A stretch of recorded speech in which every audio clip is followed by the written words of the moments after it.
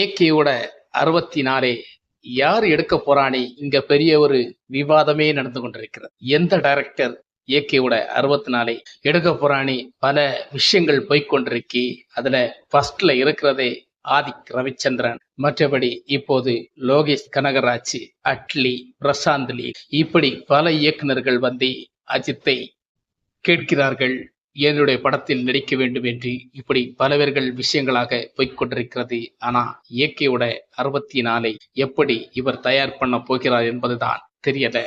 இந்த ஏகே 64 எப்ப வரும், அதை எப்போது இவங்க நடிக்க தயாராகிறார் என்று தெரியல. ஆனா அஜித்தை பார்த்தா கார் ரேஸ் போயிட்டாரு.